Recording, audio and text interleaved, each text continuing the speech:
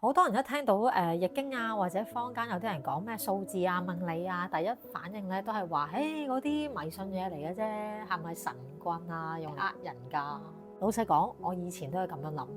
但係咧，當我發揮天馬行空嘅探索精神之後咧，我深入咧試下研究一下，我發現咧幾顛覆我世界觀嘅底層邏輯㗎。就係幾千年前嘅古人咧，其實咧早就發現咗宇宙嘅運行規律。只係咧，佢哋當時用咗易經去命名啦，而咧現代嘅科學咧，竟然係用咗潛意識身份系統咧去重新去翻譯呢樣嘢嘅。而易經講嘅咧，從來咧都唔係玄學，係一套咧古代咧宇宙大數據嘅系統嚟㗎。譬如古人觀察打仗啦、觀天象、播種收割，佢哋會發現天地萬物嘅變化永遠逃唔過一套規律同埋節奏，而最得意嘅地方咧，係不論喺東方嘅易經啦，定係西方現代心理學、量子力學，其實咧都係用唔同嘅語言研究同一件事，就係節奏、規律、頻率。今日咧，我會用一個身份嘅角度咧，重新去解讀呢件事。易經裏邊啊，最核心嘅一個規律咧，叫做物極必反，因果循環。相信大家都有聽過，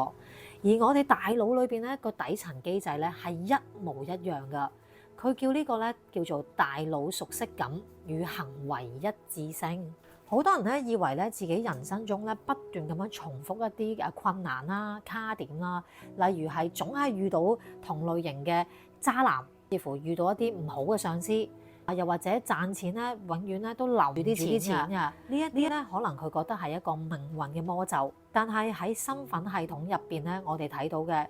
呢個根本就唔係命運，呢個只不過係你內在身份嘅頻率嘅呈現。如果你潛意識嘅底層設定咗一個係匱乏嘅人啦，即係乜都冇嘅、窮嘅。唔好彩唔好運嘅，咁呢個咧就係你底層嘅卦象。每當你外在嘅財富啦或者際遇開始變好嘅時候，超出你身份嘅舒適圈，你內在嘅宇宙系統咧就會失去平衡。為咗要維持呢個原有嘅熟悉感咧，你個大腦咧就會咧自動啟動咗一個生存模式，驅使你咧做出咧各種咧愚蠢嘅決定，硬生生咧將你拉翻去一個熟悉匱乏嘅循環裏邊。明明有大好嘅機會擺喺度啦，你唔去爭取明明有一個賺錢嘅機會啦，或者有一個好人擺喺你前面，你都唔識珍惜佢。古人咧，我哋會叫佢做宿命，但係現代人咧就會知道係潛意識嘅不，即係我哋個循環裏邊咧出現咗一啲毒啦。所以咧，點解有啲人咧企到喺好頂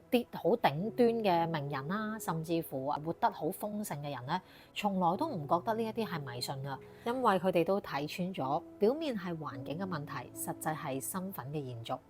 現在咧喺個 market 上面咧，每個人咧都瘋狂咧去揾一啲方法啦，譬如財困就去學投資，關係唔好就去學溝通技巧，咁聽落都好似幾合理啊！但係方法咧，只會服務舊嘅身份。你攞住一堆最新嘅方法去服務嗰個我唔值得擁有、我好匱乏嘅舊系統，就好似你將高科技嘅 AI 程式強行去擺入一部幾十年前用嘅大哥大 Nokia 或者電腦裏邊，結果佢只會出現不斷死機。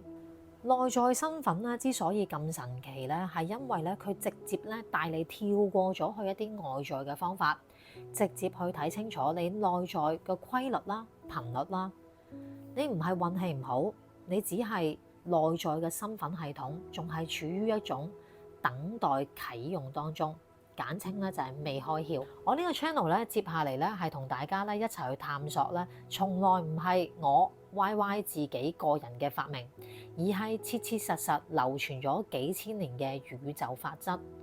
不論係《道德經》講嘅無為，定係《易經》講嘅規律，同樣地都係話俾我哋聽同一個系統結論。真正影響結果嘅係身份，而唔係方法。外在永遠只會咧喺內在咁樣去延伸。當你了解咗自己嘅大腦規律，對準你真正生命嘅節奏，